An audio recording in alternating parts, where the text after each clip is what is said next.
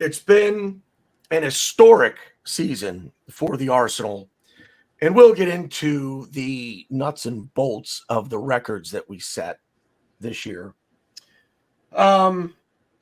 It's always a little bittersweet to look back on a season that was, because while we've suffered through some very lean seasons by the expectations of this football club, it is always a bit sad when it comes to an end. But hope does spring eternal, and we now set our sights on 2024-25, but not first without looking back on the season of 2023-24. I've got the real Ryan, I've got the OG, and I've got the old stoner. Let's get into it.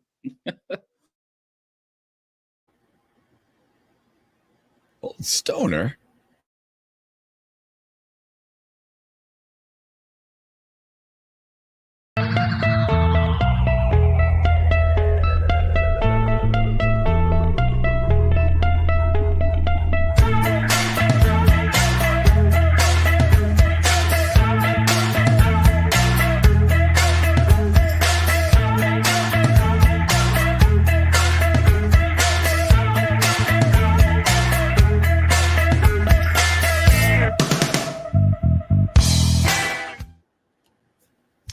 How's it? Welcome into the final episode of Loose Cannons for the season of 2023-24.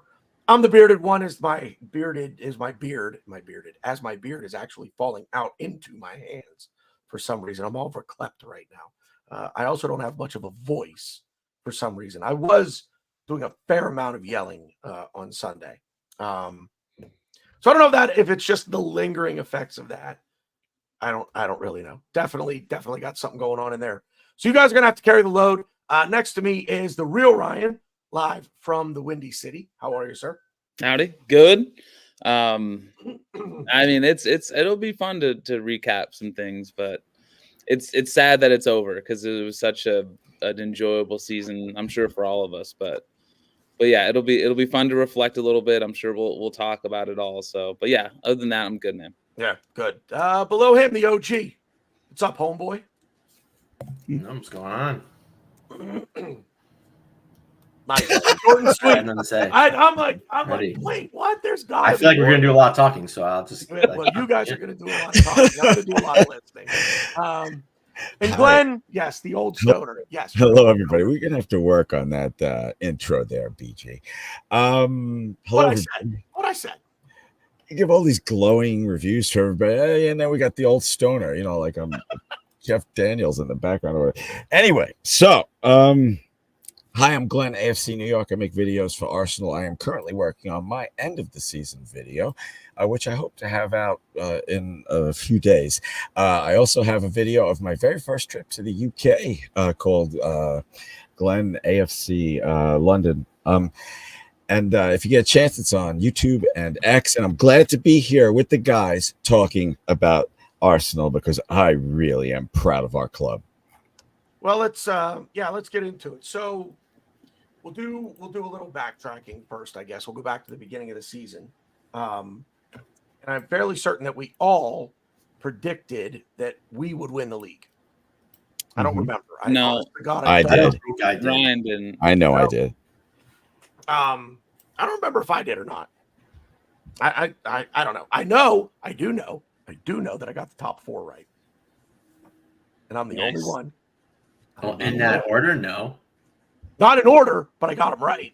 It doesn't matter. You can get in order. So I got 3 and 4, and Good Lord. I kind of think I did get the order right because I do. Well, why you should have did your prep better. You should know this right off the top of your head. Hey! I got a lot going on right now. Yeah, and I say to have Aston Villa in your top four with Unai, Mr. Choke Emery as their manager, and to have them in your top four. I'm sorry, Unai. I apologized already to you. I think that's pretty damn good, no matter what order you have it in. Just it's everybody's opinion. Ryan's not impressed. I am. Something just popped into my head, and I didn't mention this. It literally just popped into my head. Pep won Manager of the Year. So silly. Are we in agreement with that? because I am. I mean, I am. What? And Oh, In I agreement with what? in agreement with you about Pep winning. It's silly. Oh yeah, they're taking the piss. Absolutely. I mean, wait a minute. Can I just ask? Did he win it, or you guys are yeah, predicting? he won it. He won it. Effing believable! Wow. Yeah. I tuned out Speaking of- after we lost Speaking the of title. Brunei, if anybody should have won Manager of the Year, it should have been him. Absolutely. Come on, I can man. see him in the running for sure. I mean, very few. I didn't hear of anyone, and this is not me patting myself on the back because I had Aston Villa fourth, but not many people did.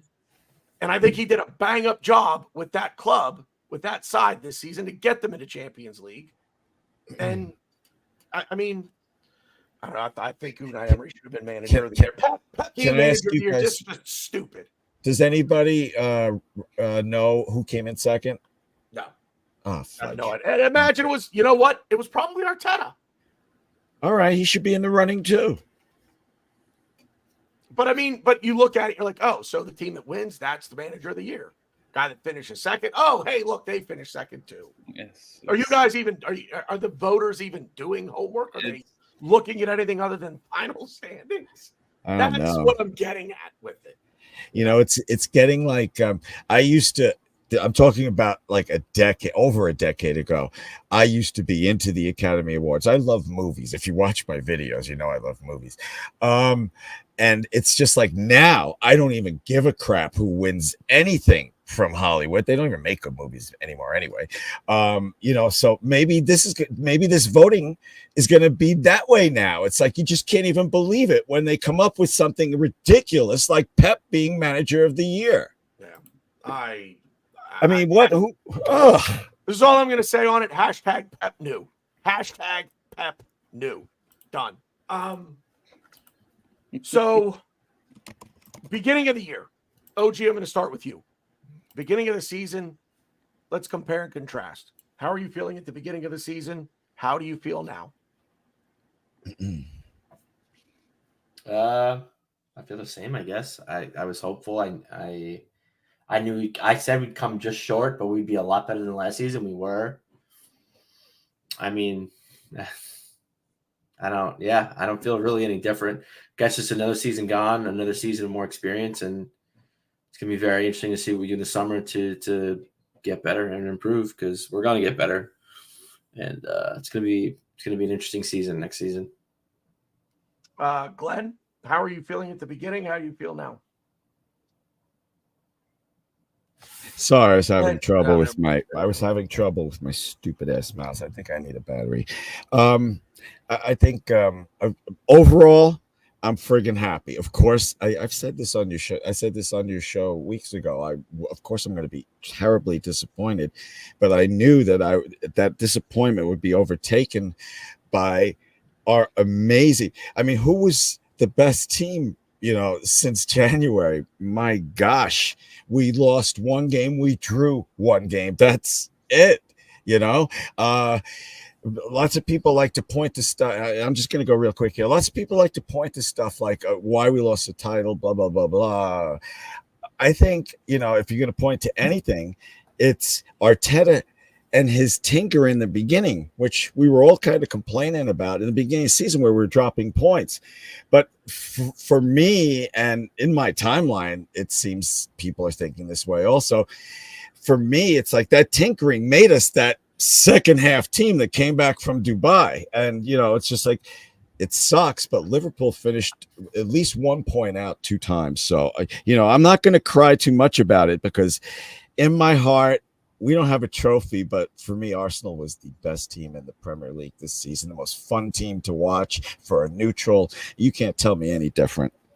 I can't tell you I'm going to smack you the next time I see you. Because I promise you that. Never mind. No, Ryan, go ahead. What you got? No, I was no. I'm No, not, come I don't on, want you to cause. know. I don't want to cause an argument this early on in the show. Do it. Well, let's- Ryan, here's my deal. I don't like living in a bubble. If you take offense to anything I said, I'd love to hear it. No, I don't think offense. How do I? I'd love to hear it. I won't argue. All right, I'll make a promise.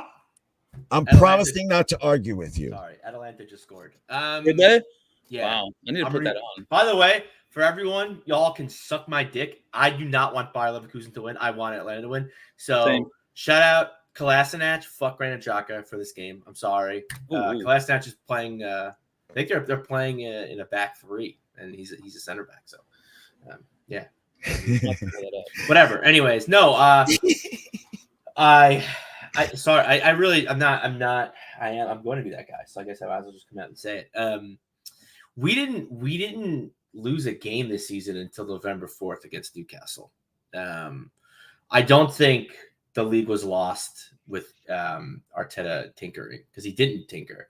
The game, I mean, you can name so many things. Me personally, I think the nail in the coffin for me when you look back on the season is when Fulham came back and drew the game against us, and they only had 10 men. That's just unacceptable. I don't really think that has anything to do with tinkering.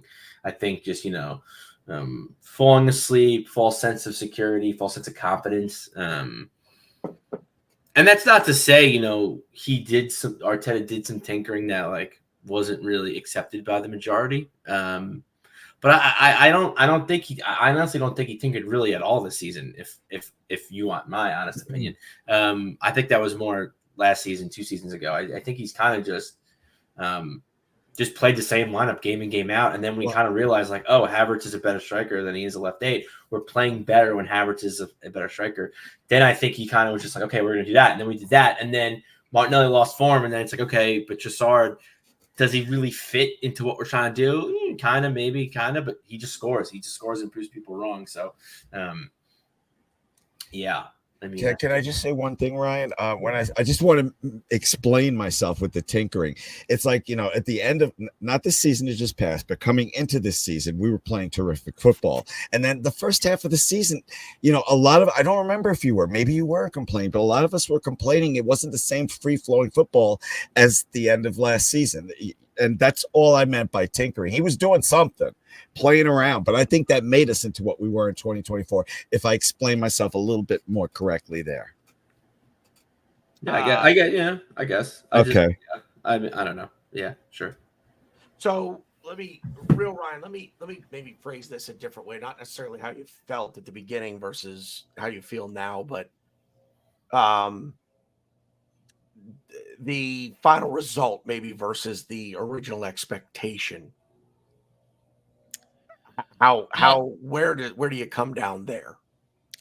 Well, I mean, if we go back to the Predictatron, I really thought we were going to win the league, and I think the way that we started the season with Gabriel maybe wanting and getting an offer from Saudi Arabia or whatever was going to happen there, and Thomas Partey starting and right back, and all how the season started, I wasn't really thrilled. I was excited about what the season was going to be coming up, because I thought with Declan Rice and what we were going to do, I was excited.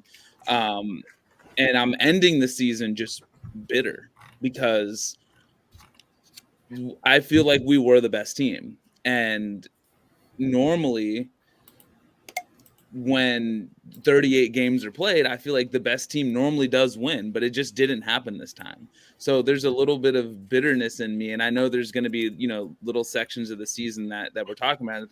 I think Ryan mentioned them, and it's hard to say these are the games that cost us, whatever. But for me, it was just that weird December period, right, where at Christmas we were top, and then by New Year's we were third, and that's kind of where, in my mind, I'm not going to just say, because we lost to Villa. It's okay, well, you're asking us to basically win out once the year started to win the league, which, we dropped less points than City did, you know what I mean, in 2024. So it wasn't that section. It was the section right before. So yeah, it's such fine margins, and especially when you're going against, 115 FC. So yeah, I started the season excited. I really loved what the project was doing, and I felt that if everyone was healthy, we'd be fine. But then it was Thomas Partey was hurt, so we dealt with these little injuries here and there. So it caused Arteta to change some things around. Ultimately, I'm ending the season bitter, even though I'm ecstatic how the project is going, and I think we'll kick on from here in summer transfers, and I'm sure we might have some transfer pods and whatever, so it's all exciting, but the feeling right now is bitterness, and that's I've tried to get over it, but it hasn't worked yet. I'm still sour. That's an individual thing, Ryan. It's Yeah. just like everybody. It's like the grieving process, kind of almost. Yeah. I'm sorry, BG. I'm dying to hear your final, like feelings right now as of today. I would be bitter. I would be bitter if we weren't the culprit of our own undoing. I'm not bitter. I'll put it to you this way: as a teacher or a coach or an instructor or something like that in any sport activity, whatever you want to say, when you're trying to teach something and you see mistakes and you say, okay, are you not getting it? Is it my teaching that isn't getting through? Or are you screwing up? And we're screwing up. It's not that City are the teacher, but we shot ourselves in the foot. As OG said, that Fulham game, third game of the season, that can't happen. That will never, ever happen. That makes my stomach hurt. They were down a man too. Ugh. That will never happen to Manchester City. It just won't. As we mature in this process, we get another year under our belt and we look back. And if the club and the players and the staff, if they're all honest with each other and they look back over the course of the season, Manchester City didn't win the league by merit. They didn't do it on their own. They needed our help. And we gave it to them, unfortunately. So I look back on this and I say, okay, so do we have to catch Manchester City? Do we still have a gap to close? No, we don't. We have to stop shooting ourselves in the foot. We knew what the level was going into the season. We knew what they were going to be. And we knew the level we needed to be at to win the league. Third game of the season, we dropped the level. Home to West Ham, we dropped the level. I will say, while I don't think the loss was deserved at Newcastle, a draw was. We were not good. We were not good in that game. But we dropped the level there. Aston Villa dropped the level that dropped levels in both games to them. So can't drop levels in against teams that we should beat. And look at the record against the other top six, the other top five. We didn't drop points we dropped points, but we didn't lose to any of them. We drew on the road or we won. That's incredible. Now clean up these things against the likes of Fulham and you win the league. I just wanted to say one other thing that I forgot to say. Arsenal gave us some tremendous, brilliant football this season. And I didn't think they would, but they literally took it down to the last game. When City went up 2-0, I texted my wife. I'm like, okay, it's over. You can text me if you want. And then it became 2-1. I'm like, don't text me. And then when it went to 3-1, they scored, but a VAR reversed it, and it went back to 3-1. And I told my wife, okay, you can text me. Dudes, we took it so far, against a team that's probably cheating. I can't help but be really – I mean, I know we all have common ground with this, and we're all happy with the way we played, but I just wish I could speed up you guys from being so bitter. That's all. No. That's all I'm saying. But here's the thing. I'm not bitter. Okay, I'm sorry, Ryan. I'm sorry. not. Actually, I'm real Ryan. I'm sorry, man. You're I'm not bitter. That's I'm fine. Actually, what I am is, how do I put this? I don't know what the word is, but I'll explain it. I'm saying, okay, I know where the mistakes are so I can fix it. Not me. I'm hoping the team, Arteta, the players are looking at it saying, look, we did this. We did this. We weren't chasing City all year. We shot ourselves in the foot. We're running the race and we tripped. City didn't run past us and we're constant, like we're running neck and neck with City. We tripped, and we tripped a few times.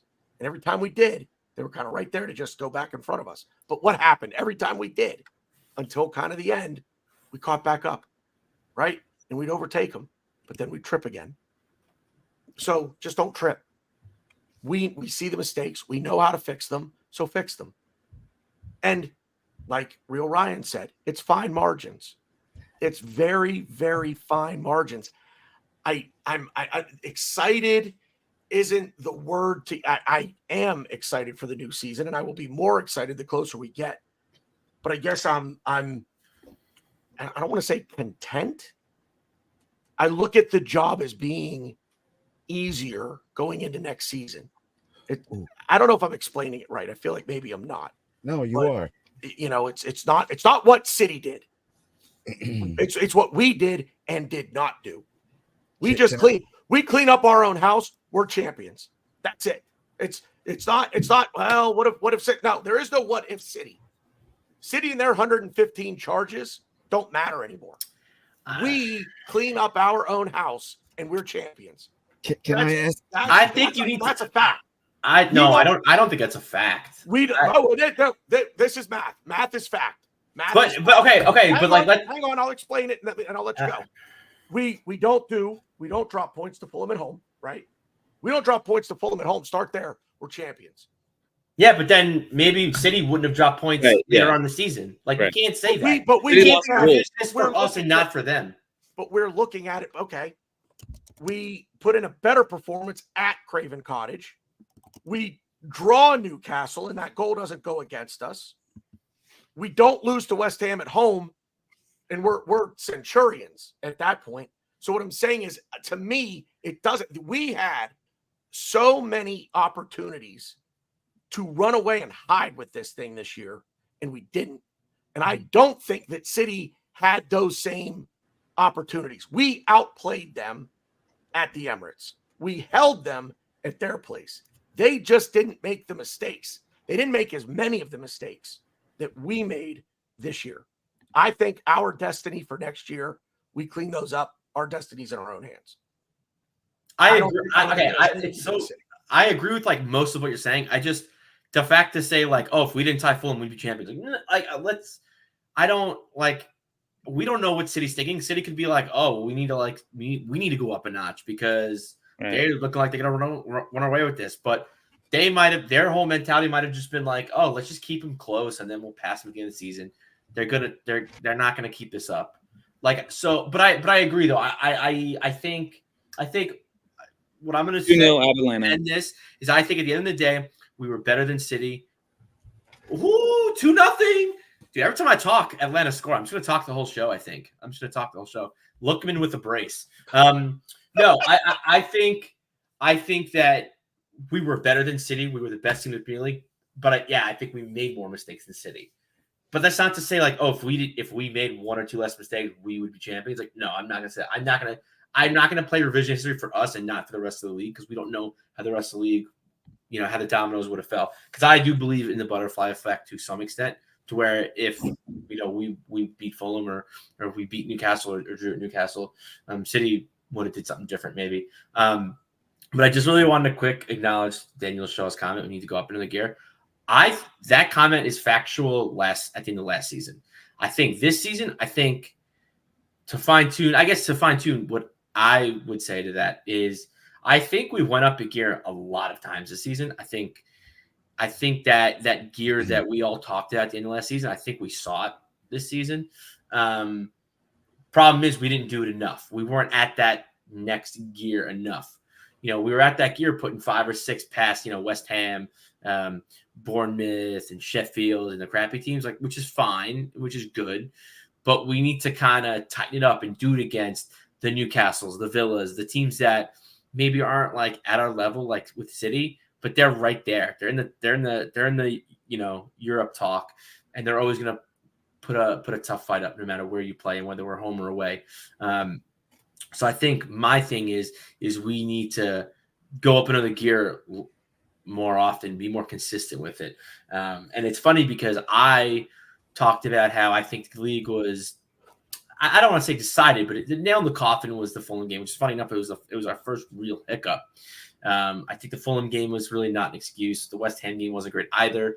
But for me, what I want to see this season, what I want to see, us improve on is the 3 games of Bayern, Villa, Bayern. That the league wasn't lost there. I mean, granted, Champions League was lost there for us, but those stretch of 3 games, I think, really can show the mettle of a team, and I think we need to be better in, like I said, Villa is in that category of teams. I think we need to, just be in that next gear against.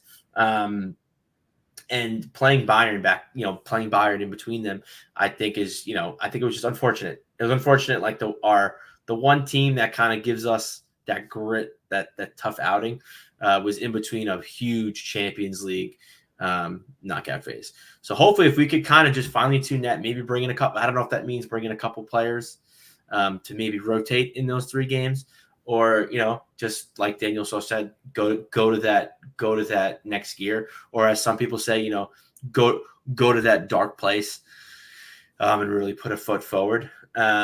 Because I think that is that little 3-game gap or 3-game thing, I think, is really gonna put us with the elites. Is gonna really show teams we're not here to fuck around. I think teams kind of know that already.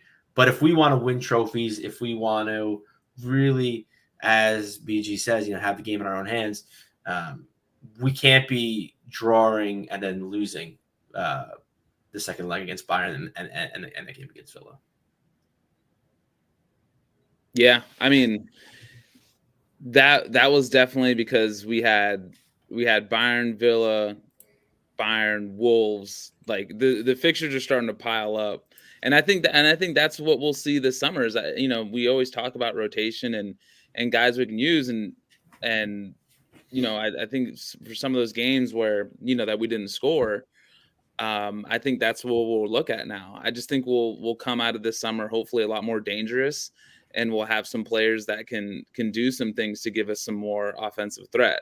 So that's what I'm really excited about too. Cause I mean, all the points you made are, straight facts, right? I mean, it's really hard to like nitpick this season as we sit here, not champions, right? And I mean, City only lost 3 games, right? Wolves, Villa, and us. So, that just shows you how good you have to be. This is also a team that's been Centurions before. So the task is just so tall.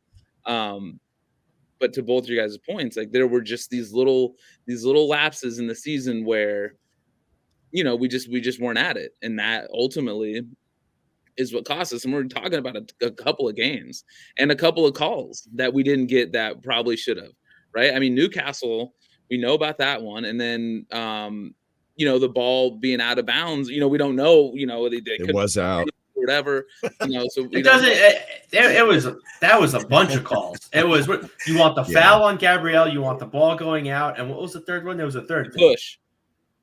No, I thought that was the push on Gabriel. That was the push on Gabriel. That was the foul. Oh, and then the handball could have been a handball. Yeah. See, guys, this is why I hate like going to super specific points of how we finished 2 points behind them, because the officiating that game was horrific. Right, that could have cost us. But see, I think, Glenn, if you're the team, if we lost the league by 10 points, I wouldn't be bringing these games up. That's the thing. So the way that I'm looking at it, I think the way that we're looking at it is what's the team doing? What are Arteta and Edu doing? What are the players saying? And I think the players and the coaches and everyone, I think, are saying to themselves, look, we could have won this. Now, I do agree with OG, the revisionist history. It's a good point. And yeah, I am, it's revisionist history just for us. But I will say that I think we will look back on this season and regret more of what we did than City will look back on the season and regret what they did or didn't do. I think we had more opportunities to win more points than what they did. I feel like we dropped the points more often than if it's making sense. The levels thing, I'm going to say this, and I don't want it to come across argumentative. I think we found the level. I think it's a matter of maintaining the level. It's like But someone said that. Oh wait. If you sound sorry. No, you're good. You're good. I did. I mean, I said something like that, but yeah, you're good. Okay, well, yeah. Then, yeah, that's it. They just maintain it. That's really, again, fine margins. That's where we're at now. I mentioned this. I know I mentioned this on your show, but with 12 games to go in Arteta's press conference, he said we can't lose a game. We can maybe draw one, maybe 2 games, but we can't lose any more games. I want to ask you guys a question, and you can pass if you haven't seen this. All right. I want one word answer, and then BG, back to you. But you said your voice is a little out, so I wanted to ask this question.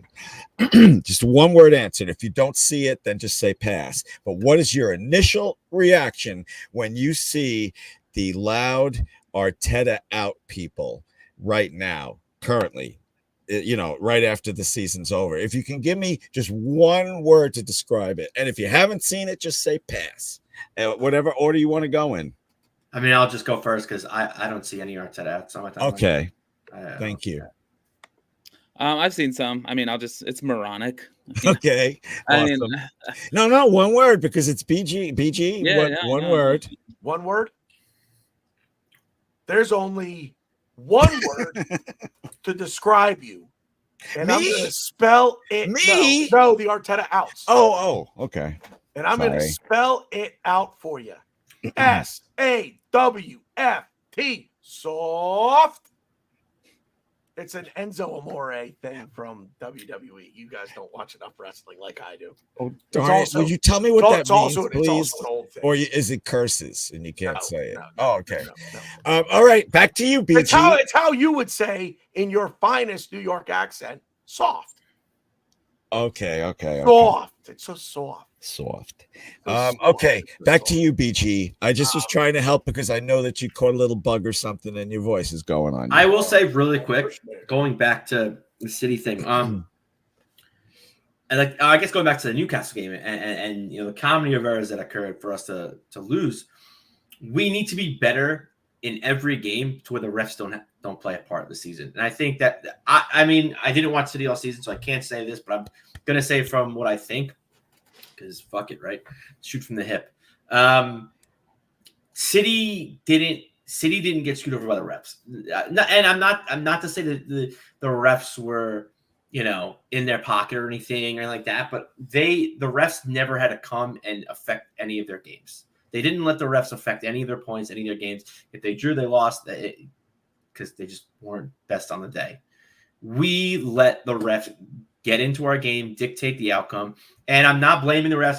I'm not saying conspiracy. I'm not, crying over spilled milk, but we need to be better to where the refs don't have a say in our games ever. Because people say like the media's against us, everyone's against us, which I mean, to be fair, I don't really like that narrative, but like when you have West Ham fans, you have Tottenham fans, you have Villa fans, you have Chelsea fans, United fans, all giving us shit because we didn't win the title. Yeah, everyone is against us. I mean, let's play facts here. Everyone's against us. So if everyone's going to be against us, we need to be that much better. We need to push it a little forward and not have people dictate the outcome of our games. We need to be in charge of our own destiny. And yeah, I as much as you kind of said it, BG, what kind of upset me with the Newcastle game was, that was just. I was at the New Haven Guinness bar, and I was just like in awe, and everybody was in awe that goal stood. But like it's like again, we didn't play well enough to win. So like, granted, yes, we should have gotten a point. I get that, but we need to be better into the fact that we should be up 2-0 to where okay, fine, they fucked up. Well, that's still 2-1. We're still up.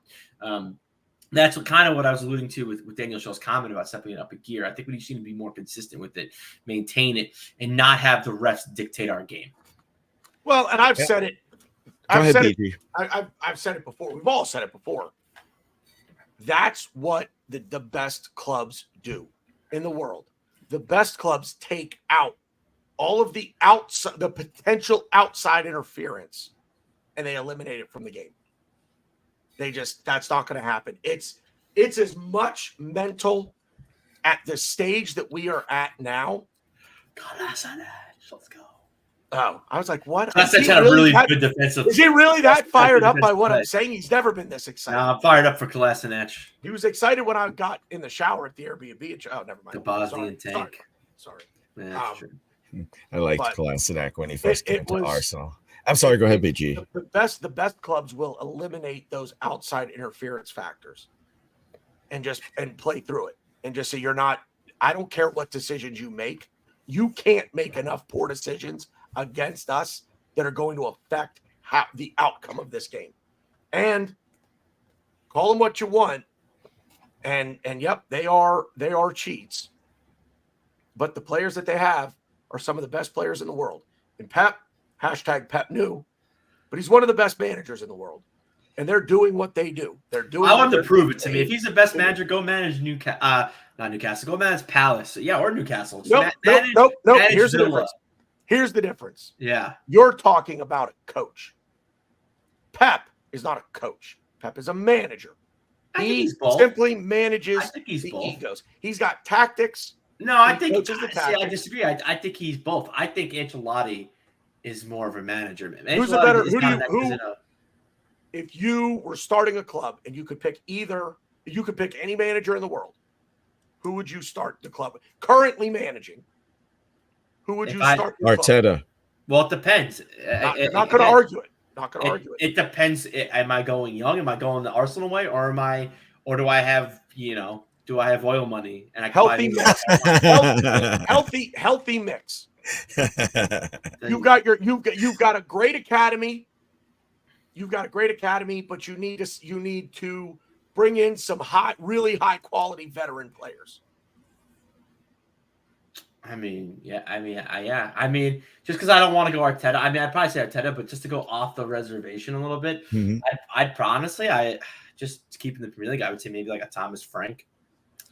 I like Thomas Frank, Brentford.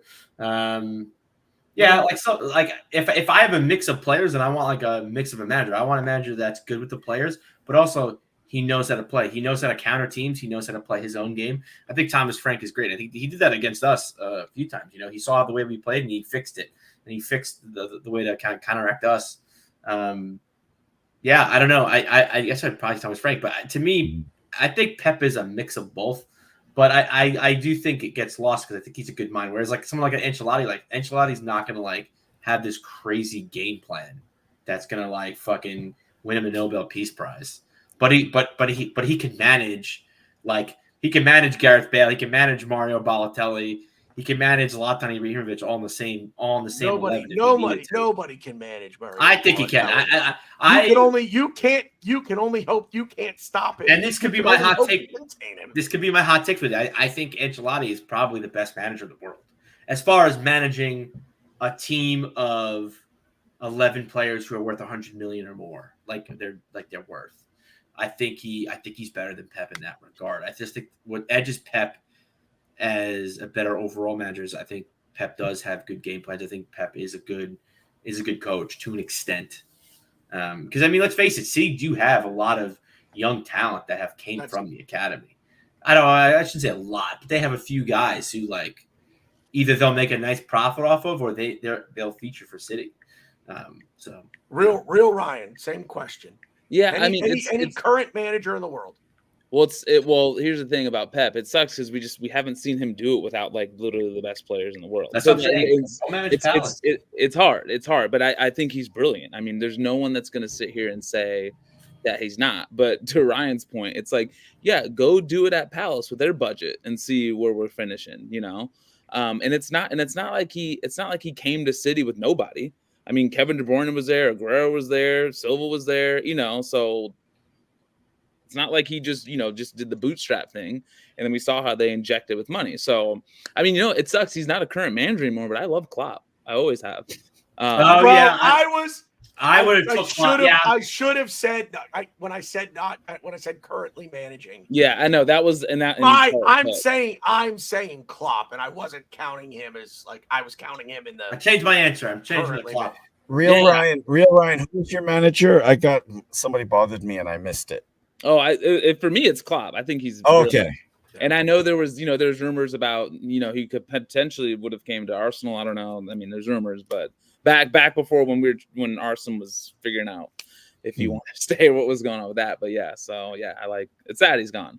And just his interviews, it's really sad because it just this is what I don't want to happen to us. Is I think Pep and City just wore him down. Like it's so hard to just do that and to put up 90 some odd points and not win. You know what I mean? Right. On multiple times. And the year that they won, it wasn't even a thing because they had it wrapped up in like February or March, or you know what I mean? It was over early in the COVID year. But ever since then, they ran them so tight. And I think this is why we're coming back to some of these games, is because when you play City and you draw, it's the fucking end of the world, because you're like, you cannot drop points against them because it just always feels like they'll do just a little bit more. They had 89 points last year, right? We'll just do a little bit more. They always just do just enough to edge it, right? And that's why it has to just destroy and wreck your mind. Arteta's probably up late at night, just figuring, well, what can I do? What can I change? But into another thing we just talked about, in the games that were kind of, what could have happened, whatever, like these are also games we didn't score in, right? So it's a 1-0 to Newcastle, it's a 2-0 to West Ham, it's a 1-0 to Villa, it's a 2-0 to Villa. And I think that's what we'll improve. I think we're gonna go in, we're gonna get some attacking potency. And I think we're just going to make sure that, because you're right, you can't leave it up. And Ryan made a great point. We're complaining about the refereeing, but you bang a couple goals in, it's not even a thing. And there were some games this year where we did that, where the refereeing was horrible, but we still won 3-0. Yeah, I was actually going to bring that up. Yeah, and that's exactly what he's saying, and that's what we're just going to have to do now. Plain simple. So, yeah. So on Sunday, and Glenn kind of already started down this road with the text messages to his wife and whatnot. How real, Ryan, I'll start with you. How did you feel when you woke up Sunday? I mean, I protected myself. I basically, it's funny, right? You go on X or Twitter or whatever, and you're reading what people are saying, and maybe Moyes is trying to be a little coy and say, well, we couldn't even beat the U14s, but maybe behind the scenes he's like, let's fucking ruin these guys championship, let's ruin it for them. They're over here celebrating like they won against Tottenham because everyone thought West Ham was just going to lay over, and you kind of, your mind starts to wander like, well, maybe Paqueta, Kudus, I mean, Bowen ended up didn't playing. I think he was hurt or sick or something. I don't remember, but they had some guys, and it almost feels like the footballing gods just don't let that happen like that, where they just think it's over and they're celebrating and we got it wrapped up. And it's just, there was just that little piece that said, maybe this is the time that they play the reverse card on him and something special does happen, because Arteta's been saying that too. So I kind of got caught up in believing that a little bit, but eventually I wasn't really, I think a lot of things had to go a certain way for me to start to feel excited about how it could go. But waking up on Sunday, I was not thinking like we're winning it. Did not feel that way. So yeah. And I think I try to protect myself from just emotionally not thinking we're going to win it, to just get let down. So, yeah. I'll go real quick. I basically the same thing. Yeah. I woke up, not very hopeful at all. And I kind of protected myself, and kind of glad that Foden put me out of my misery 2 minutes into the game. As much as I hate him, that kid can ball, man. That kid can absolutely ball. He gets that ball on his left foot at a good angle, and he's probably going to slot it home. That kid, just something about him. And I hate him. I hate him. I hate his face. I hate his haircut. He can't even grow facial hair. Yeah, Foden, look at me. Look at this. Yeah, you wish you could do this. You wish you could do this. Anyway, Glenn, how did you feel when you woke up? Oh, that was quick. Well, I couldn't sleep the night before. I got to sleep around 3 a.m. and I texted my friend Graham. You might know him from AFTV, has a beard like BG, and the dude takes apart games and can explain anything. It's just awesome. So I texted him before I went to sleep and I said, does West Ham have any chance tomorrow? And when I woke up at 8 a.m. and couldn't get back to sleep, so I stayed up. When I woke up at 8 a.m., I took my phone looking for Graham's long-winded answer, and he wrote 2 words on West Ham's chances, none whatsoever. So I went into the game.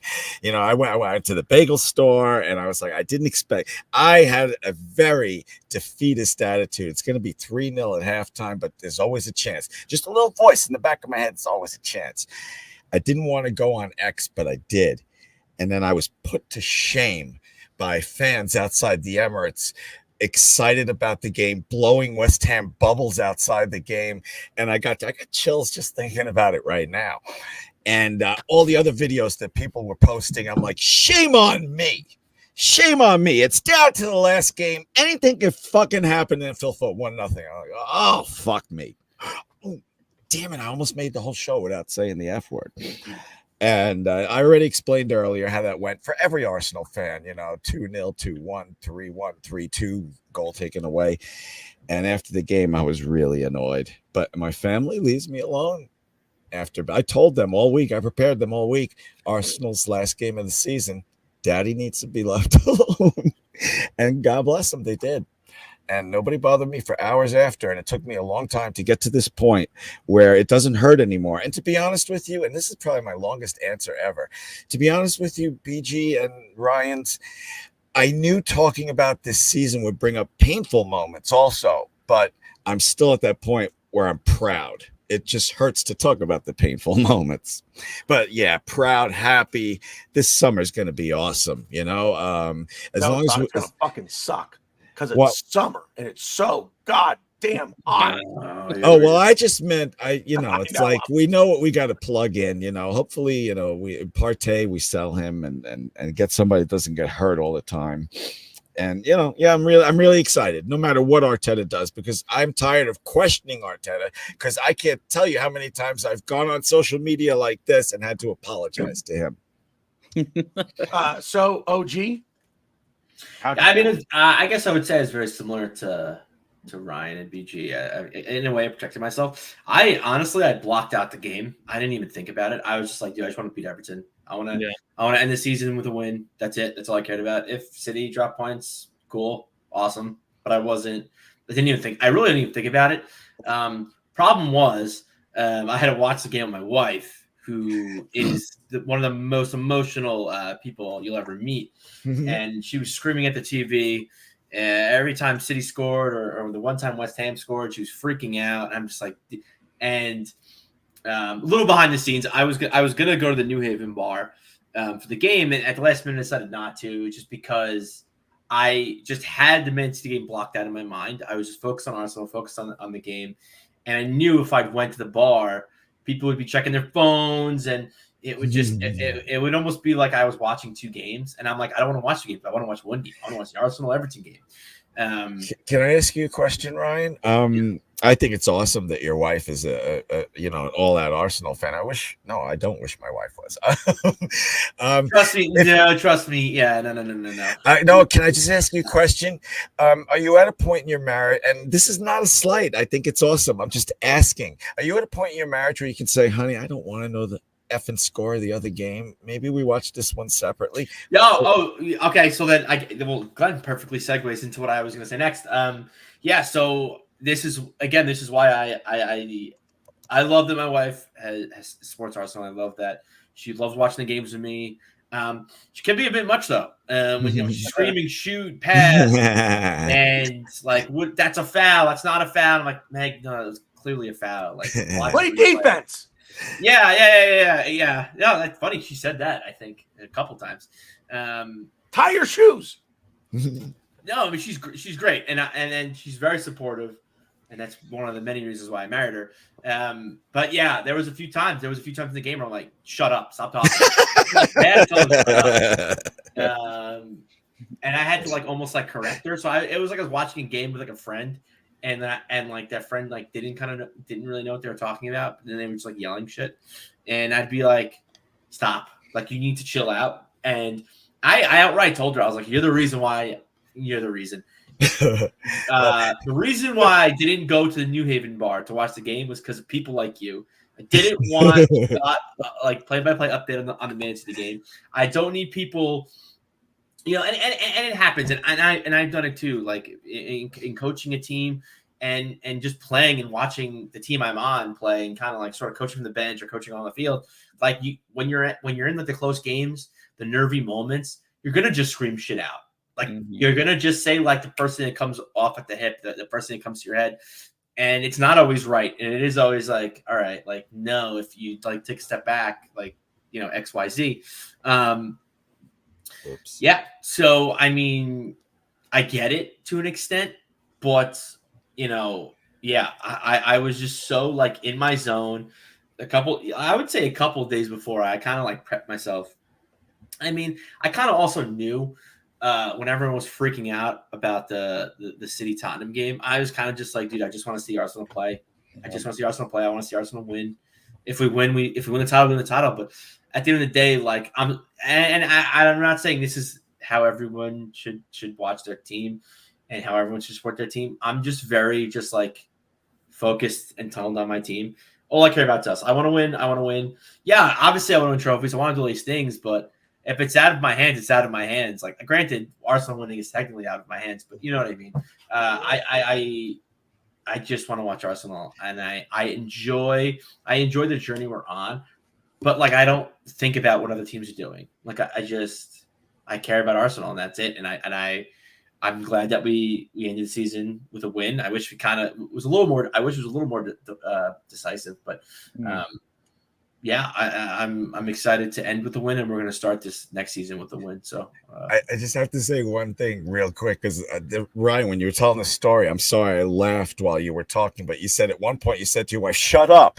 It's just like, I'm married to a Latino, and the last time I told her to shut up was like 5 years ago, and like she doesn't like go around being a stereotype, but I said, "Would you just shut up?" And she's like, "What did you just say to me? Is it 1960?" So be grateful that you can say that, because it's funny when the shoes are in the foot. When I'm watching, well, I don't really want to say I remember really watching a baseball game with her, but if I'm watching a baseball game or we're watching basketball sometimes, or if I'm watching one of her teams, she'll tell me to shut up all the time. Because knowing me, I say some dumb shit. Yeah, it's funny. I'm goofy. No. I will. Well, yeah, I won't say this on air. I'll save it for later. But I say a few things that definitely warrant a shut up, and I get it. So, and I think that's the kind of relationship we have. Okay, I just wanted to explain why I burst out laughing when you said that. Just so you know. After that little outburst of his with the shut up and everything else, his balls are now securely locked away in a padlocked safe with no way of getting in.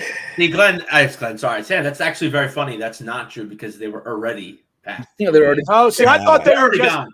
I thought they were just in her purse. They really should just put it in. They really should just put it in the wedding vows, because that's what happens. Trust me, Glenn, I said shut up. She definitely gave me a look, but she knew and that's why I love my wife, and that's why we have this understanding, is where she gave me a look like, what did you just say to me? But she knew where I was. She knew the moment I was in. She knew that like the last game of the season, we can win the league. Granted, was I thinking about that? No, but it was what she was thinking. She knew I was in a very what's the word I want to say? Fragile mental state. Yeah, fragile state. Yeah, fragile mental state. So fragile. We understood. when we were dating and both big NHL fans, I'm an Islander fan, she's a Ranger fan, we couldn't watch games together. I just wanted to say that. That's all. Wow. Good for you, Glenn. Good for you. I don't know. Anyway, Ryan. Yo, How are things in your household? Since this is where we are now, but this is fucking great. I love this conversation. no, Katie. It's sports related. No, Katie's awesome. She loves watching the game with me. So, and she's not one to like really comment. Like, she didn't grow up playing like I did. So, but the funny thing with people that maybe don't play a sport, they don't understand how difficult things are sometimes. So she'll be like, "Oh, like that was a horrible pass." And I'm like, honey, like he was trying to, he was trying to, whip one outside the foot 60 yards. It's like, yeah, it didn't get to the guy, but like it was really hard, So it's just like little stuff like that because I know we played, so I kind of get that. So it's just little stuff like that I like to tell her. It's like, oh yeah, okay, whatever.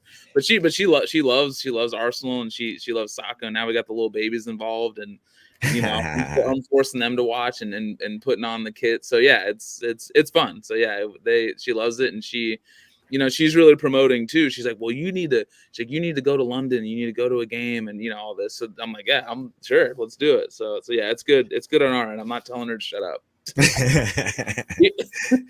Yeah, and Ryan, I can't believe you haven't been yet. I just assumed that you had. You really need to go, whether it's with the family unit or by yourself. Yeah, I've been to Highbury, but I haven't been to the Emirates. So okay. Yeah. Motherfucker. What? Aren't you going? Whatever. No, he's been to Highbury. I've never been to Highbury. Anyway, well, I guess I'll pull back the curtain on this one a little bit. I don't let her watch with me because I will probably throw her through the television.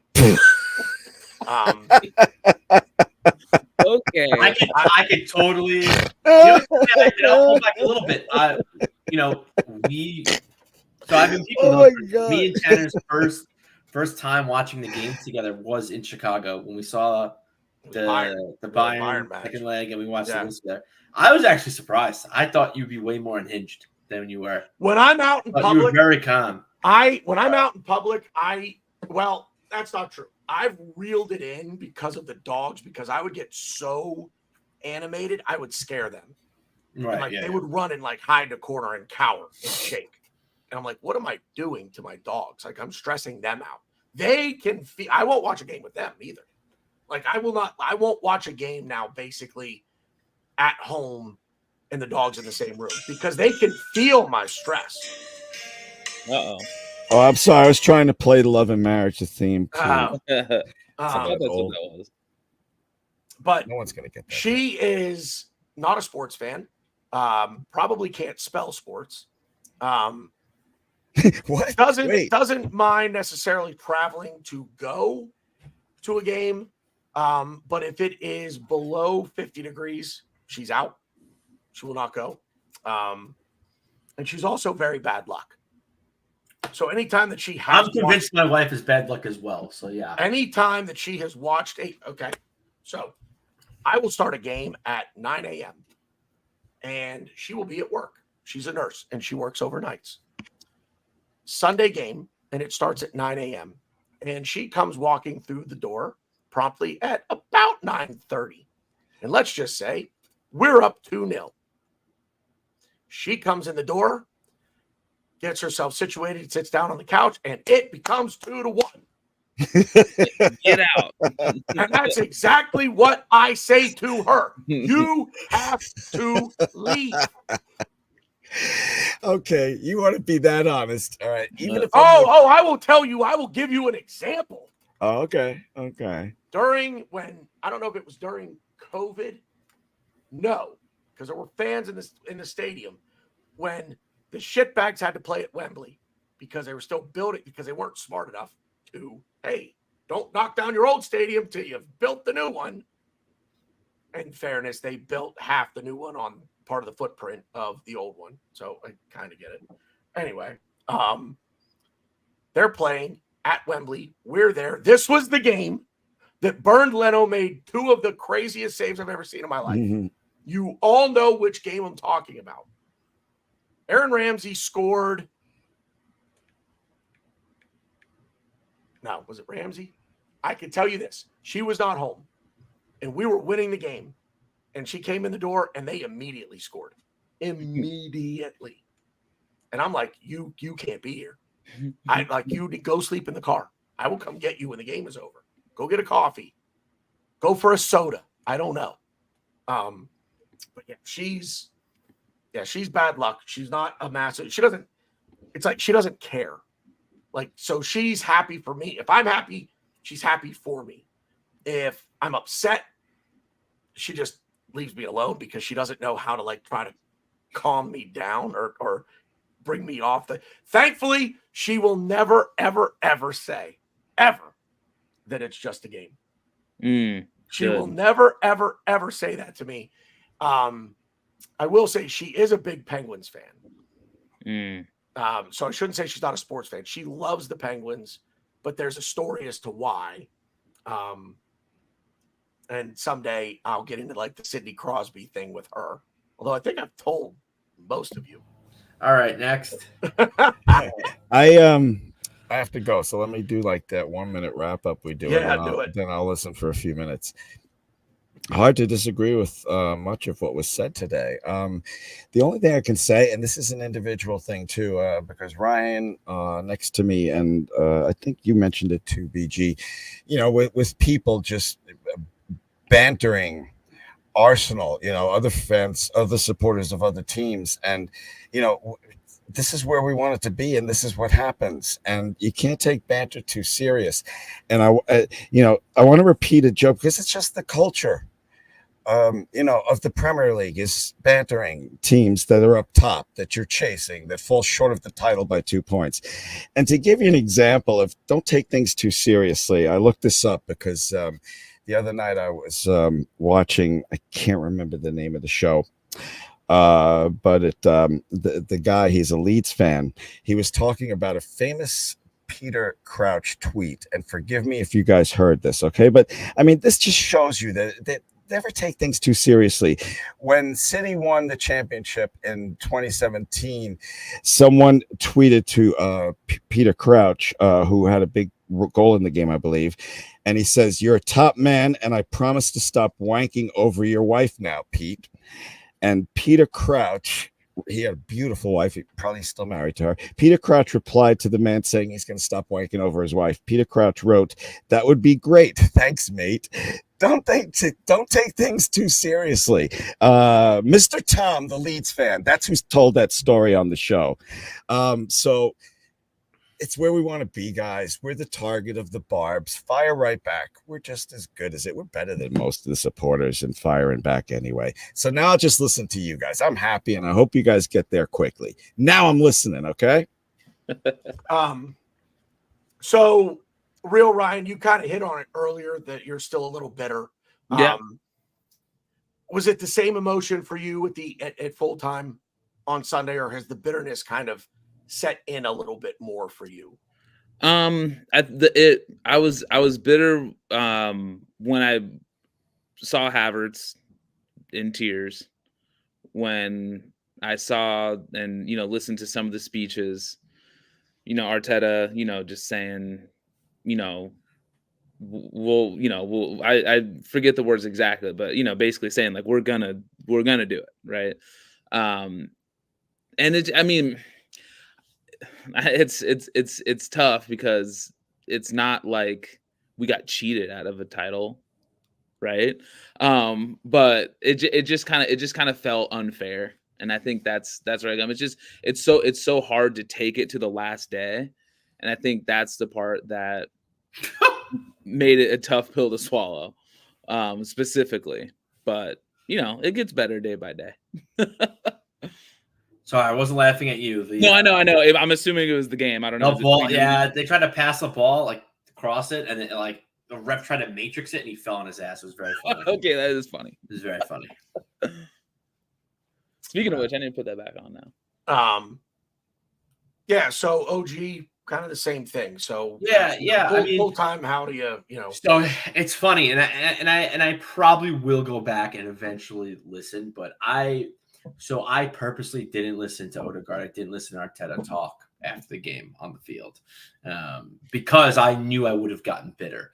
I did watch the end of the game. I watched the players on the pitch, like obviously very upset. Don't know if I saw Kai crying, but yeah, again, disappointment. Regardless, I saw disappointment on the players' faces, and that sucked. But I didn't delve too much in it because I knew that if I'd listened to Odegaard, listened to Arteta, listened to the crowd, I think I would have turned bitter. Yeah. And which is funny because I feel like that's the opposite for most fans. I think most fans would be like, oh no, when you hear Odegaard and Arteta talking, you'd be more proud. But like, I don't know. I think it's the way I am would be just like, I sometimes try to rationalize and just be like, okay, like most of these players on the team are not fans. So they have a job to do. They get paid to play. They obviously want to win. They want to do big things for the club, but they're not, they're not like Arsenal supporters like us, if that makes any sense. Yeah. But then when you see him kind of break down a little bit, like you see Kai upset and you see how much it means to these players, you're like, all right, well, fuck. Now I'm mad because you want to defend these players. You want to kind of protect them from this, because to an extent, like there are players, as cheesy as that sounds, but so like hearing them talk, hearing Arteta talk, I just felt, I feel like I would have felt like the need to protect them and be like, I don't want them to feel this way. I don't care about my feelings, I care about their feelings because of what they've done for me and then what they've done for the club. So then I probably would turn bitter and be like Glenn, just an angry old man.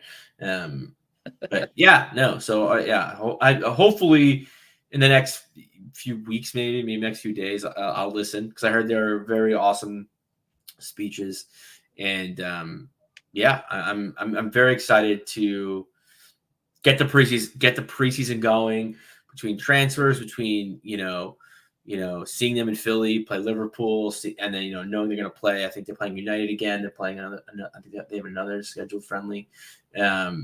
It's going to be fun, fun and interesting to see this team almost refine themselves, redevelop, and kind of come together because there's going to be new players on the team. And there's going to be players on the team that aren't on the team anymore. So it's just kind of a new coming together, and it's going to be interesting to see it all unfold. Hopefully it unfolds for the most of the players. I know a lot of the players are going to be, Euros. So yeah, I want to, and just quickly too. One of the things is it's just a long season, man. It's hard to get back up, and how Arteta's just a no nonsense, non-negotiables guys. So I can only imagine what he puts those guys through on a daily basis, and it's just it's 110% all the time, and it's hard to keep those levels and sustain them. And so just to pick yourself up off the mat, without having a title to defend is tough. And I think for the second part was, I think I was fine until I heard Rodri. And then, oh yeah, I heard that. It's like, what are you talking about, dude? You know what I mean? It's just like, it's honestly insane that he would say, like, where were those comments after the game, bud? Didn't hear you say a word. Where was those thoughts, when you came to the Emirates and had one shot on goal? Like, what didn't have the mentality? Like, what are you talking about? And I think that made it worse. I think I was actually fine. I was like proud. I was like, and then he said that. I'm like, dude, are you out of your mind? Like, is that what you guys really think? So then I got mad again because I was like, it should be our title. Like, you guys did not play us. You guys were not better against the top six. You didn't beat us once this year. But here you're guys saying, they didn't have the mentality. Like, they came and played for a draw. Okay. But I think that was his mission. I think when he was talking, I think that like his mission was to upset people. And it goes to the West Ham fans chanting in unison with City fans. Are you watching Arsenal? It goes to, I don't know if you guys saw this video of, people are saying the guy lost a bet. I don't know, but it's a guy in an Arsenal shirt walking through. Oh, the Chelsea, yeah. Yeah, and they're teasing and making fun of him. It goes to the Man U fans making fun of us after the game. It's like they just say things, they just want, as corny, I didn't really want to say this, but because I thought about it, but it's like so stupid. But it's like hurt people, you know. And it's like your teams are all absolute shitholes. Like they're all so bad. Man U, record low. Like it's like funny. We had record performances in the positives. They had record performances in the negative. Chelsea, like yeah, you got a good end to your season, I guess. But like now look, you lost your manager. You guys are now in disarray for a little bit. What a horrible mistake. Yeah, and like West Ham, I think Arsenal. All these supporters, like you wish your club was fighting for the title on the final day. Like you would, like that's like your fucking wet dream. So it's just funny. It's just like, all right, like cool. And I think that's different because like part of me, I used to be, I would get angry and like mad, and to the extent I did, you know, deep down my subconscious, I'm sure I would be a little angry, but it's like at the end of the day, it's like I feel bad for everybody, all those people. It's like, bro, like all of, you know, the West Hams, the Man U's, the Chelseas, Tottenham's, like your teams are all so bad. Like even City to an extent, like I don't know. I'm just thankful I'm not them, and I'm almost like embarrassed for them. And I feel bad. I feel bad for them that you have to really go that hard and root not for your team, but against. They're cutting off our knees to make themselves look taller. Yeah. And it's just like, okay, like cool. Like, and it's funny because this whole season, it's like, oh, like Arsenal in the media, you know, Arteta getting preferential treatment the opposite way, getting carded for doing things that other managers do. And just we're always like in the media's eye. And it's like, and then I have a theory on all of this. And it comes, I probably don't want to hear it, but no, I'm kidding. You can say but like at the end of the day, it's like, okay. And then like as the season kind of like wrapped itself up, and like you see all these fans of other teams not supporting their own team, just anti-Arsenal. And I'm just like, oh, I guess the media was onto something, you know, because I don't buy that these supporters are anti-Arsenal because of the media. I don't believe that. I believe that they just want to see people suffer. They want to, you know, hurt people. Yeah, I can't wait to say that again. But yeah, it's like funny. It's like we're in their heads. Like we live rent free in all these teams' heads, and it's awesome because guess what, fuckers? We're gonna come back stronger. We're gonna be better. I don't know how. Like I don't know. I'm sure I'll be proven wrong when I say this, but I'm gonna say anyway. I don't know how Man City could really get that much better. Like yeah, they make it a little better, but like they're peaking somewhere. You know, De Bruyne will be leaving the club. He's getting older. They have a lot of older players, and I'd say but there's other players too. And it's like, yeah, they have Foden. Yeah, they have some semblance of a team.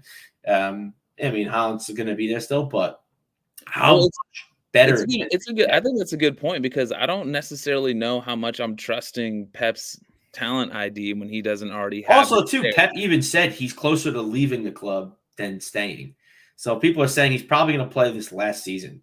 So I don't know. I mean, am I going to write us in pen? Am I going to inscribe us on the Premier League trophy next season? Maybe not. But like they're plateauing soon. That's just how I feel. I think they're going to plateau soon. I don't know how much better they're going to get.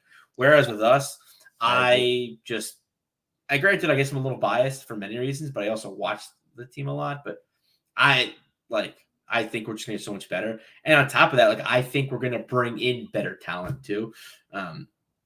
So yeah, I'm very excited. You fucking can't break me.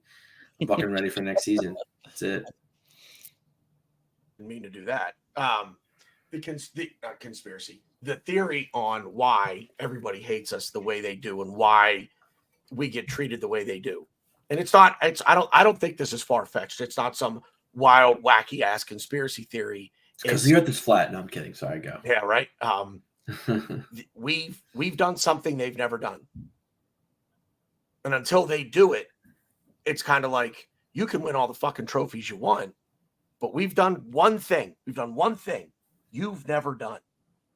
All of them combined have never done it. And that's go invincible. And I think to a degree. So I was talking to someone It was last week. It Uh. was LL Cool James when we were talking and how he was saying like officials and especially officials in the Northwest, like, you know, England created the game and they feel like it's their domain, you know, it's their game, it's their domain. And while yes, Arsenal are an English club, they did something that never should have been done. They were able to go an entire season without losing a game. And it's only ever been done twice in the history of the game in England. And I think that is why you see the media and United fans. I mean, sure, United fans just hate us. Ton of fans just hate us. And I think there's something to that. But the media, if you want to throw the officials in there, the PGMOL, whatever, I think there is a disdain for Arsenal that runs deeper than it does for anyone else. And I think that's why. I also think, and I don't disagree, but I kind of disagree a little bit. But I think it's more for me, anyways. I think it's because like we've kind of done this the quote unquote the right way, and we've kind of started from the bottom, and now we're here. And like people didn't give it, like, you know, more people watched Klopp's farewell speech than they did City lifting the trophy. You know, I just think people just go like, oh, it's City. They cheat, so they're going to win, and that's fine. Everyone's kind of just accepted it because it's like it's happened for so long, and it's just been a thing. But like, if someone were to beat City, like fuck that, we can't have that. Like we can't have them beat City. And, you know, and you talk about, oh well, Liverpool beat them. Yeah, well, Liverpool, you know, people give excuse for that, like, oh, because of COVID and no fans were in the stadium, and they had to put up like historic numbers.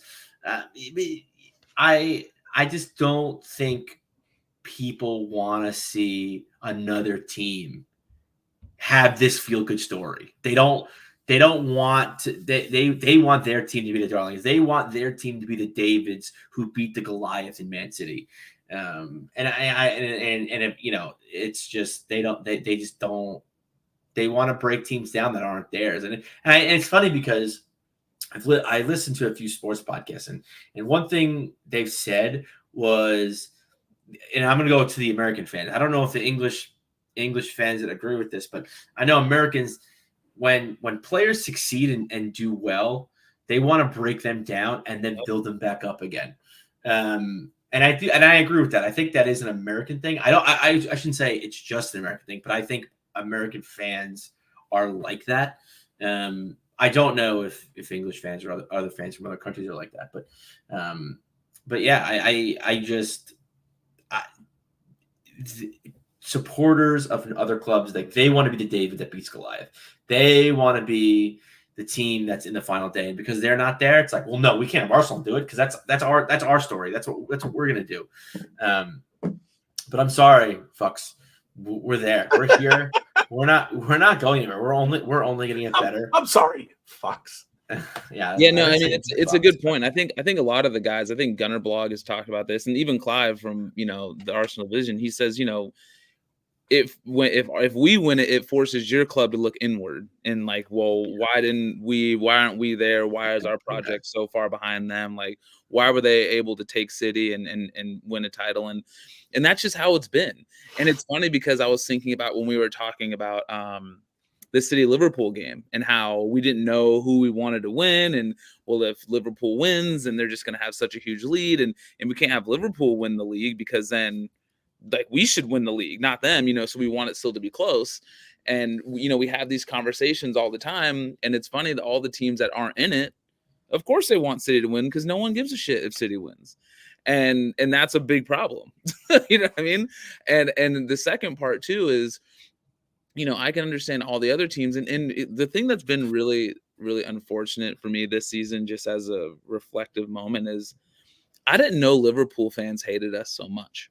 And I think it's a lot to what Ryan's saying is they were the only ones that took City and beat them. And the fact that Arsenal was doing it and the project we're building and, you know, whatever, they couldn't handle it. I couldn't believe it because when Liverpool was taking City to, you know, the deep waters and they were going back and forth, I was rooting for them. I wanted Liverpool to beat City. I really did. I wasn't thinking about, well, why aren't we here? Like, when we would play Liverpool during those times, we couldn't lay a glove on them. And I respected what Klopp was putting together, and I respected the team that they had, and I really liked how they played. And I thought they were amazing, for that 4-year stretch or whatever. When they went to the Champions League final, loss, but then came back and won it, and all that. But dude, this year, like, especially, I know, all of us are active on Twitter. My mind was blown. They fucking hate us so much.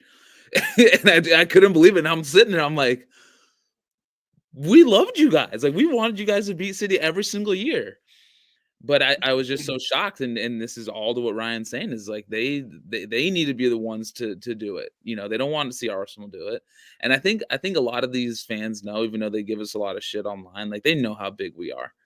You know what I mean? Well, they know in terms of engagement, in terms of fans, in terms of a lot of things, how special a club we are. And if Arsenal would win it, like, their worlds would end. You know what I mean? And I think that it really would. Well, also think of this. The song that rose to popularity during this season, we won the league at Anfield. We've won it at the Lane twice. Stamford Bridge, Old Trafford. No one can say the same. Right? Yeah. We have won the league in every ground except, as far as the big six go, well, the other big, with the exception of City. And that's it. So, yeah, I mean, okay, you're Liverpool. And I think within the top six, okay, the traditional top six, big six, I think there's always you were always going to hate those teams more. There's no one, I don't have the disdain for Crystal Palace that I have for Chelsea. They're both London clubs, but only one of them is big. Only one of them have really kind of been a thorn in our side. Palace were for like 5 years. We couldn't do anything at Sellers Park. But I have no disdain toward Fulham. They're London. I have no disdain for Brentford. They're London. I don't even really have much disdain for West Ham, to be honest with you.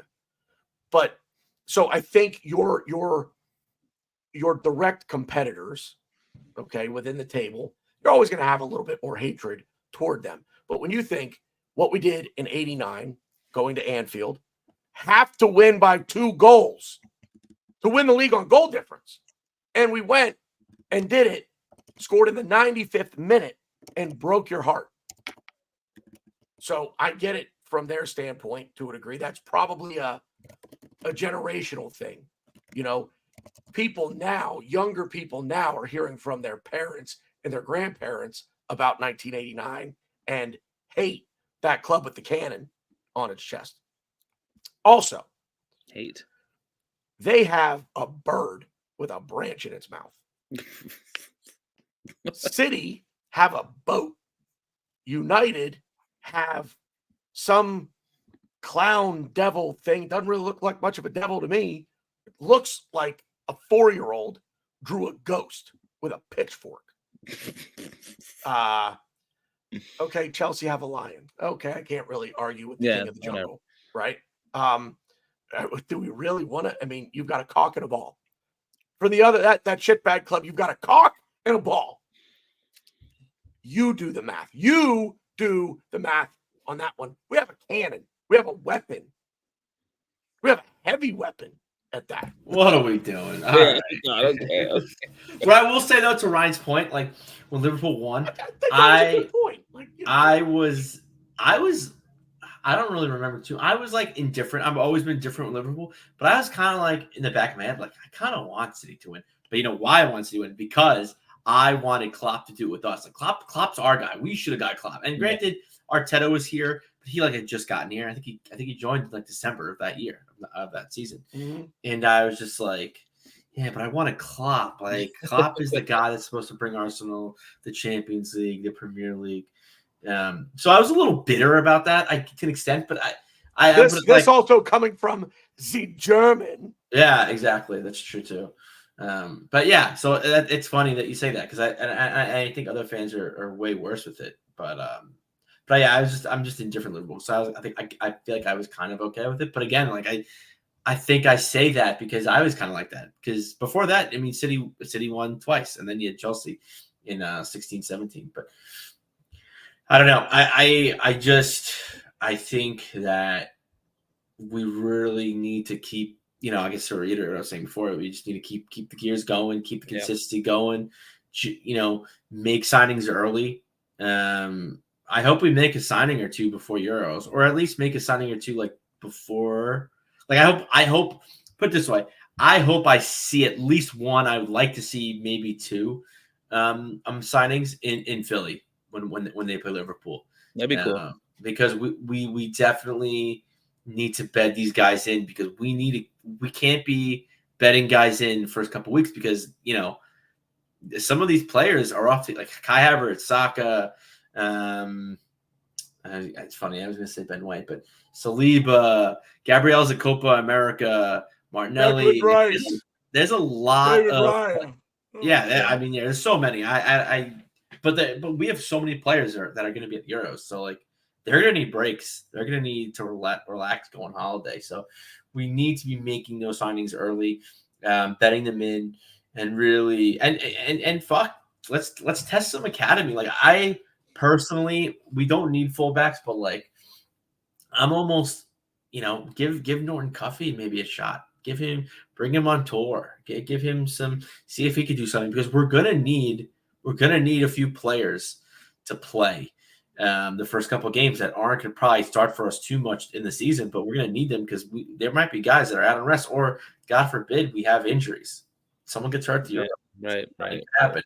So we need to prepare ourselves and brace for this summer because it's going to be a lot of moving around. I think I think there's going to be some signings. I really think City's going to be trying to make moves as well. I brought up KDB, Jack Grealish. I think he might be looking to get sold. I think Liverpool bringing a new manager. I think Liverpool will probably the manager might want to bring some players in that he likes.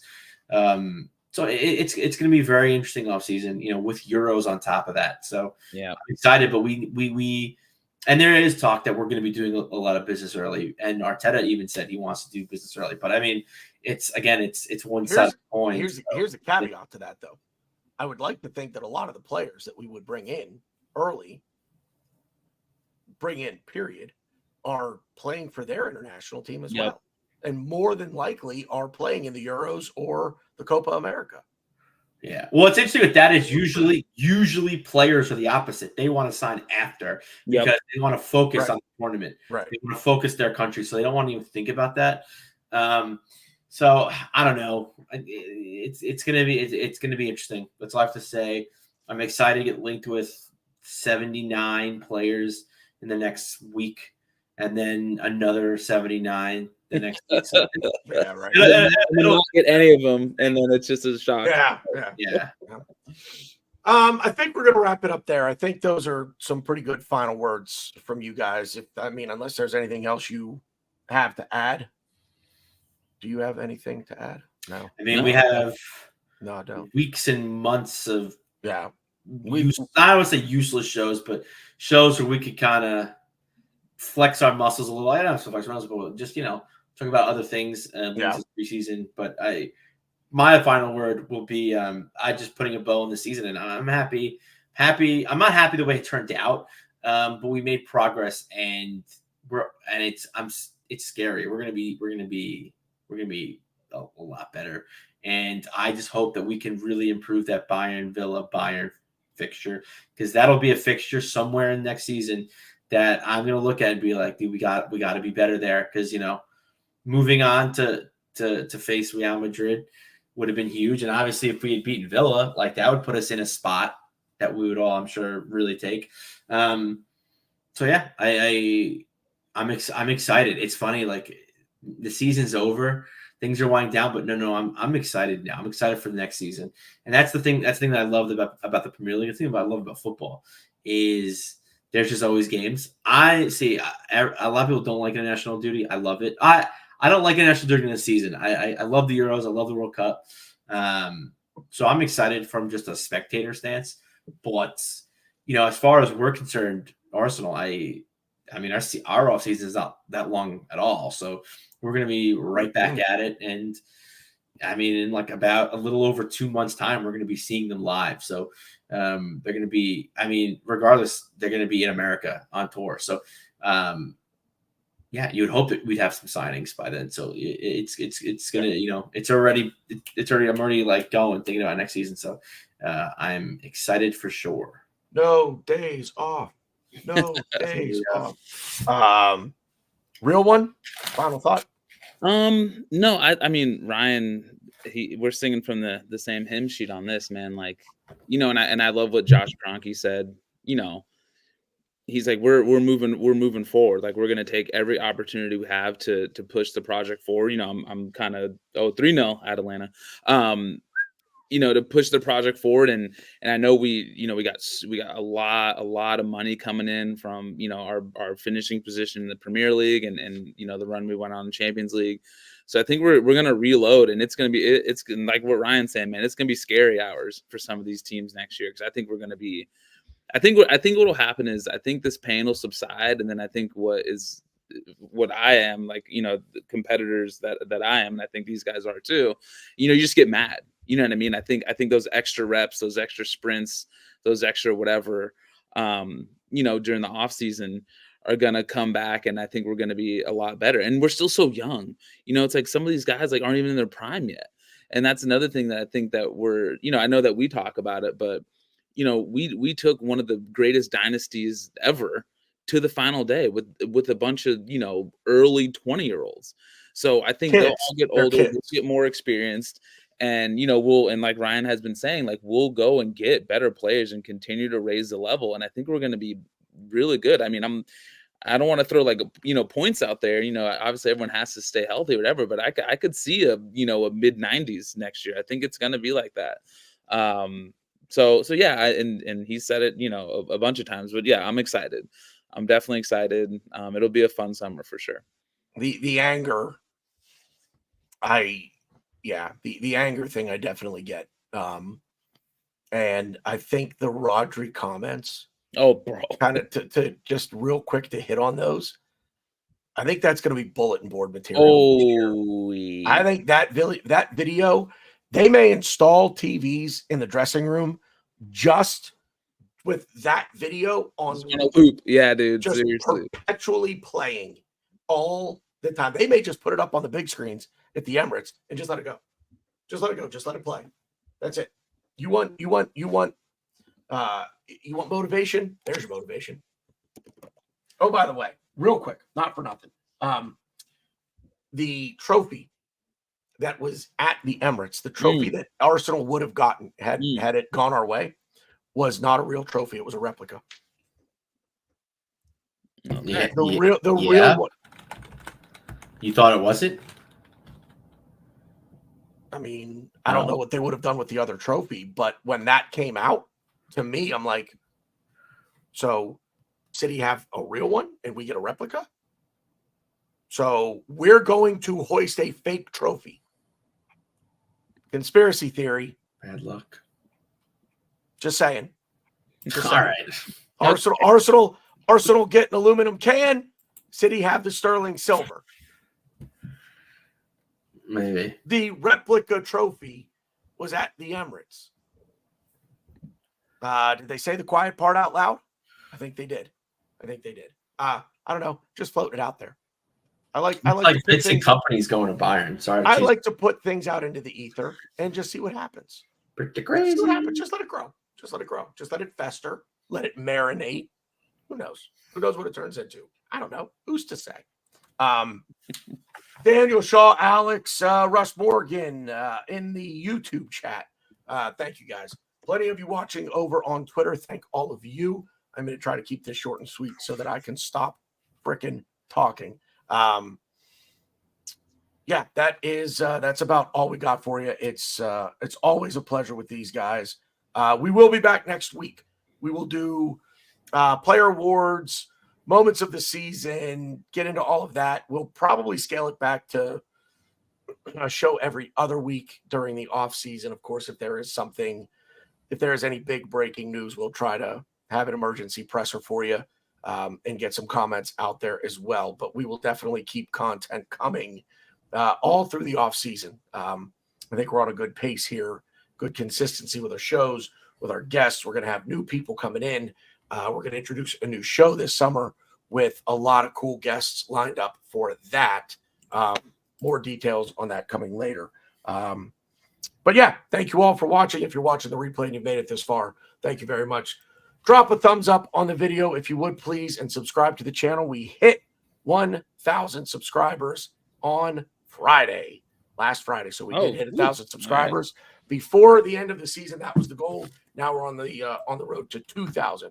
So tell a friend, tell a coworker, tell a family member, and make sure to subscribe. Click the bell icon. That way you never miss an episode. You'll always get the reminder. And if you're on Twitter watching us, as always, thank you guys for that very much as well. It has been good footy talk, everyone. We'll see you out there.